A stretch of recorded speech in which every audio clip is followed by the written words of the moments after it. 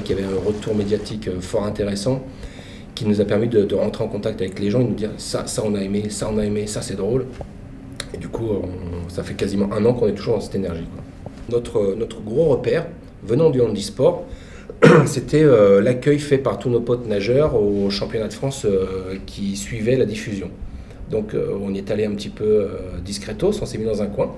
Et tous les gens qu'on a croisés ont finalement validé en disant mais c'est exactement ça, c'est exactement ce que je vis, c'est comme ça que je vois les choses, que je réponds, que je parle, que je croise mes potes de club ou que je rentre chez moi. C'est oui, bravo les gars, c'est ça quoi. Et ça, ouf.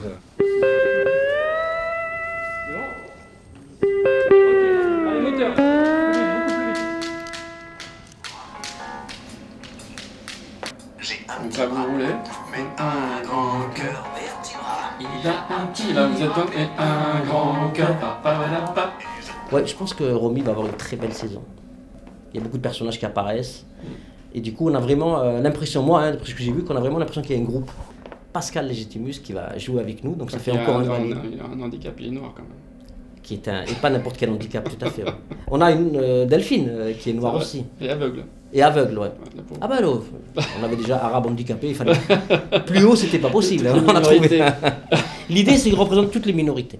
Donc on cherche un Suédois, albinos, chauve. 1, 2, 3. Il y a un petit bras et un grand cœur, papa, et il t'offre un trophée. Ce cœur non atrophié, il t'offre un trophée. Ce cœur non atrophié, ce cœur non atrophié, ce cœur non atrophié.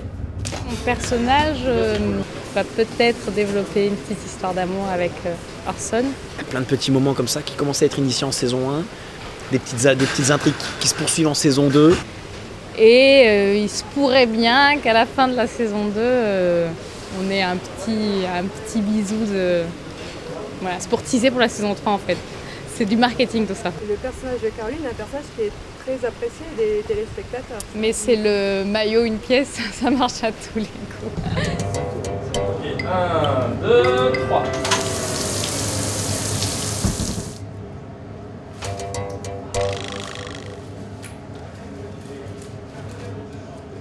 Allez, nous passons tous dehors.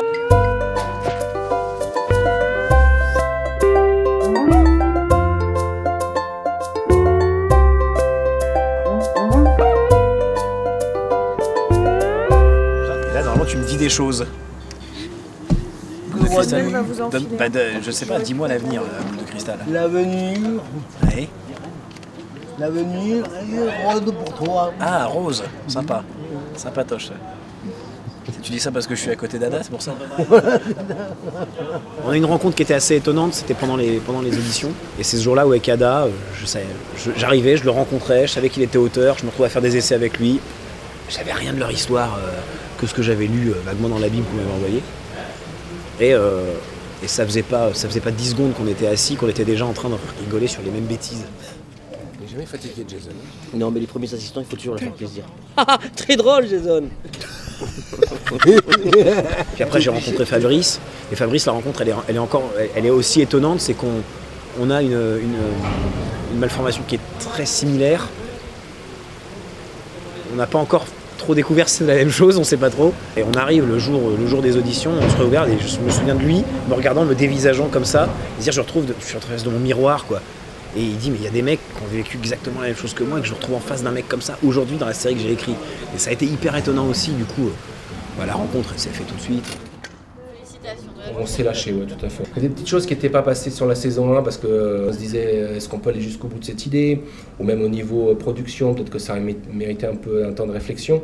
Et le fait d'avoir basculé certains épisodes sur la saison 2, comme le fameux rencontre du troisième type qu'on va tourner ce soir, nous a permis justement de mieux le travailler, d'amplifier, en espérant que ça donne quelque chose qui soit à la hauteur de notre imagination débordante et totalement barrée.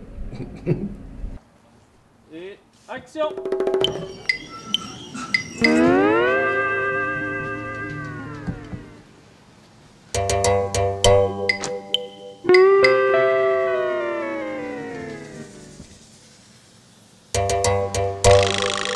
On s'est rendu compte qu'en fait, on pouvait encore aller plus loin, que les gens ils avaient moyen d'accepter beaucoup plus de choses, et les auteurs en ayant sous le pied, ils sont allés vraiment plus franco. Action extraterrestre. Tout doucement, j'y vais. D'accord? C'est pas des plans fixes, hein, c'est des plans tout le temps légèrement en mouvement. On a filmé vraiment comme on filmerait une fiction classique. Quand vraiment un handicap est très dur à l'œil, effectivement on se pose forcément la question, est-ce qu'en plan large, le personnage on le met vraiment devant? Est-ce qu'on va raccorder sur un gros plan à un moment donné parce qu'on va vouloir doser le visuel du handicap à un certain niveau? Ouais, ça forcément on se pose quand même la question pour être sûr de ne pas choquer et en même temps d'assumer complètement la série qui doit montrer le handicap.